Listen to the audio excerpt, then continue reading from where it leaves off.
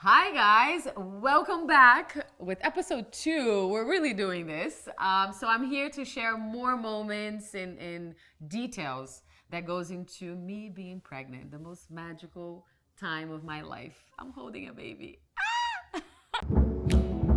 Today I'm 20 weeks and getting some sun. My belly has grown so much. Hi guys. We just came back from the high risk ultrasound. Surprise my brother. Fazer surpresa do meu irmão. 1, 2, 3 e push.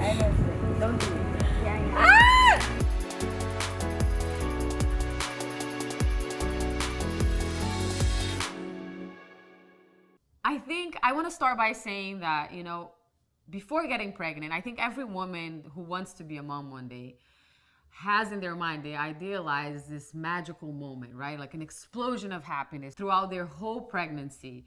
And it is, there's so much happiness and positive things, especially when you want to be a mom. But I think something that a lot of people don't know is that when you actually get pregnant, right away, like the moment you do the test and you get the positive, there's so many fears that goes into your mind. There's so many worries and insecurities and anxiety that just comes to your life automatically, and you can't really help it, right? So today I really want to talk about my fears personally, the fears that I think that every woman, every mom goes through, and why, right? And I want to get really personal with you guys, and so that we have this exchange of information, and I want you to write me as well, like what were your biggest fears were. And I'm gonna start by the biggest one for me, which a lot of you know. I have epilepsy, and it was the hardest part for me was even deciding how I wanted to get pregnant having epilepsy, because there were options and they were both kind of scary. But I went through it, and that's why I really want to share it, because I want you who are watching to know that no matter what goes in your life, no matter what you're going through or whatever condition you have, it is possible. And I'm a proof of it. So I'll share a little bit about my epilepsy journey. I was diagnosed at age 9, and I always knew my whole life that once I wanted to get pregnant and be a mom, I needed to plan it. And a lot of people ask me, why? Why would you have to plan it? So taking the epilepsy medicine, it could affect the baby in different ways. So I had 2 options: either get pregnant on medicine and have the slight small chance of the medicine affecting the baby. It could not, but it could. And when you become pregnant, you don't want any percent, like small 0.1% of chance of your baby having anything, right? Every mom in the world, we all have chances of having any abnormalities. But with epilepsy and the medicine, the risk is higher. So I went to my doctors, and this was a whole process of almost 2 years making a decision first. Do I get pregnant on medicine, or do I remove the epilepsy medicine and take any risks off the baby? But then the risks come to me personally, which means if I don't take the medicine, I could have a seizure. And if I had a seizure, I could lose the baby, or I could also affect the baby. I could harm the baby in any other way. This was a very emotional moment for me, and I shared that with you guys in the past. It was months that I couldn't sleep. It was even hard to be faithful, like to believe that, everything was going to be okay, because I had to make this decision. But thankfully, I had amazing doctors. I went to different doctors, and I came to a decision that today there's medicines that are more upgraded and that are safer for the baby. So I changed my medicine, and just changing the medicine was a whole process of about 1 year, because I had allergic reaction to some, and then you do all the tests and you see if it's gonna work for you. So I finally got to one medicine, and I got the okay from the doctors. Still, I was very scared. I can't lie to you. Still, I am scared until this day. So with that, my biggest fear and what brought me the most anxiety throughout my whole pregnancy until this moment was the question, is my baby healthy? And you see so many pregnant women and moms say, oh, I just wish my baby is healthy. My biggest wish is that my baby is healthy. And it's true, you guys. And like, especially for me with the medicine, every single night I pray, every single night I ask and I talk to the baby and I bring this positive energy, may it grow healthy and may it be a healthy baby. I don't care what the sex is gonna be. I don't care about anything but the health of this baby. So the first 3 months for me were the hardest months of my pregnancy. It was the months that I had the most anxiety. And why? Because I was waiting until the day that we did the high risk ultrasound. The ultrasound that was really going to tell us how the baby was growing, if everything was fine, if everything looked normal. And I remember exactly the day we left the doctor's office after the ultrasound. And I remember I was freaking out. I think I was the most I was the most annoying patient because I kept saying, is that fine? And she kept telling me, oh, this is the head, this is the measurement. And I kept asking, is that normal? Is that normal? Is that normal? I was so nervous. But after the ultrasound, we had a visit with the doctor, and she calmed us down and she said that everything looked normal. Everything was fine. The baby was growing actually really fast. My baby's kind of fat right now. It's on the big side, which I love. So it's growing healthy. I know that I still have more to go. Hi guys. We just came back from the high risk ultrasound, which was making me so anxious. Right, babe? I've been very, very anxious, and Nikita's like trying to calm me down. Already the news that we got today, I'm so happy. I know. Our main thing is, the healthy baby, and I think from today we feel a lot less like anxious about that. And now it's just, following the growth and continue to, go to the doctor visits and see the progress. I love you. Love you too. You're gonna be a dad.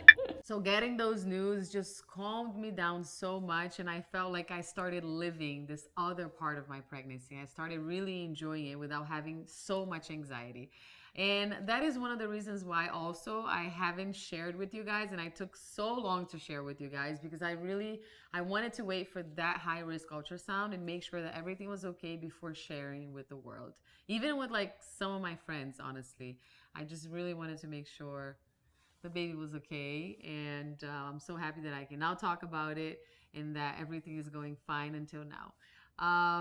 But I have many other fears besides that, you guys. And actually one of my funny fears was actually being able to hide it. I mean, 5 months, your belly grows. And a lot of you, most of you know my body so well. I always say you guys are like little detectives. Some people actually messaged me in the first months. My boobs grew so much. One of the first things the main comment in my social media was, you got a boob job. And I would get messages like, Camila, congratulations, your boob job looks amazing, it's so natural. I was like, obrigada, meu peitão. But I actually didn't get a boob job, it just grew a lot, and I was so funny to see. And I wanted to tell you guys, like, it's not a boob job. So I couldn't say it was not a boob job, because then I'll have to say I was pregnant. So I had to hide that. I guess a lot of people until now were for sure 100% that I had gotten a boob job, but no, guys, I didn't. This is all natural. And I had to hide it, I had to hide it in many moments. So as my belly started growing, I had my birthday. I had so many people over, so I was starting to wear like blazers on top of everything, oversized blazers. And I try to, once you get pregnant, always touching your belly. And I tried not to touch my belly, and sometimes I'll find myself like this, and I'll be like, shoot. People are looking. I can't be touching my belly. I went to Paris Fashion Week, which was also crazy to hide it. So I was choosing outfits that were more loose, even like walking street style, so many photographers. It was really hard to hide. But I was already in a very happy moment at the same time. I didn't have like bad anxiety about like, oh, is people gonna find out? Because I was already like in this calm phase, the baby's okay until now. And I actually did 3 photo shoots. I did a lingerie photo shoot pregnant. I was 4 months pregnant. And I'll show you a picture, a little video here so you can see. But I felt like I was so pregnant, and the girls were like, no, you don't really look pregnant yet. But I did it, and I did all the 2 campaign shoots with clothing, and everything was fine. Nobody really, I mean, some people probably thought she's pregnant, but nobody really told me or asked me in person. But I know a lot of you were guessing many things on social media. But yeah, I had to hide it really well. Did I do a good job? Fears about my future. There's so many. I think everything changes once you discover you're gonna be a mom. I start actually, like, when I'm laying on the sofa with Icaro, I start thinking soon there's gonna be a baby here with us. I'm in the plane and I'm like, yes, we're gonna have a child with us. And also many little changes throughout your pregnancy as well, like the way you eat, the decisions you make, even work decisions, professional things. Like, I feel like now at 5 months especially, I want to calm down more. I want to live this moment. I want to have my head a bit more calm, have less stress and anxiety about work life. So there's a lot of things I'm saying no to. And you know, it's funny because there's a beautiful saying, you know, you say no to others, but you're actually saying yes to yourself. And that's a moment I'm living now more than ever. I'm saying certain no's, that's maybe great opportunities, but inside, it's good for me, it's good for this baby, it's good for this pregnancy. So I'm saying yes to myself.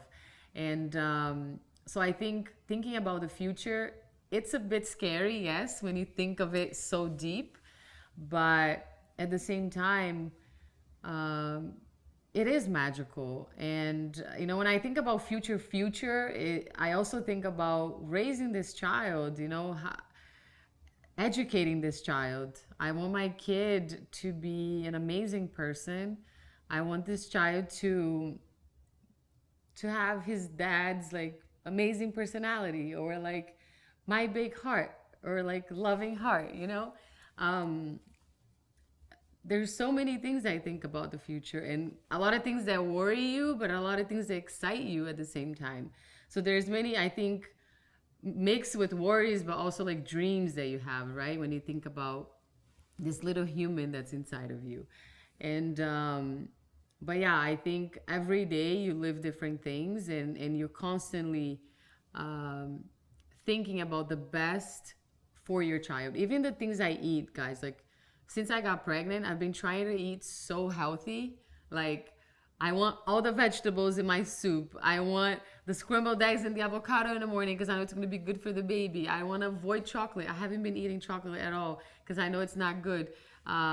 So I'm already starting to be a real mom, like really worrying about this baby. And this is going to be forever. It's going to be with me forever. There's no going back. It's the little person that's going to be my life forever. And it's truly magical, and I can't wait. When I think about my child, even like 20 years from now, or even 10 years from now, it's kind of the memories I have of my mom. And I can talk about this shit. My mom was... Se pegou, amigo. My mom was my mom and my dad at the same time. So I have the most beautiful example of a mom, and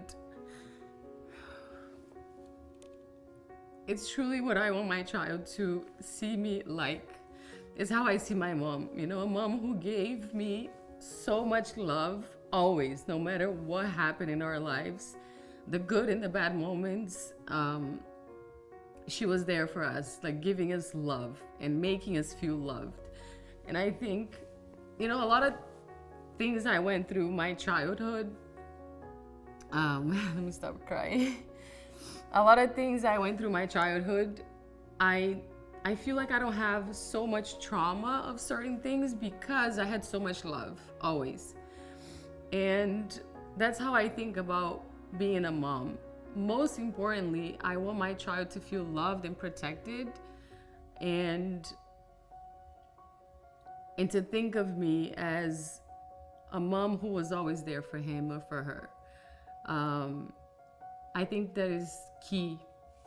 I think if you ask me one thing, what I want my child to think of me of, or to look at me like, or remember me in a certain way, is to be a loving mom.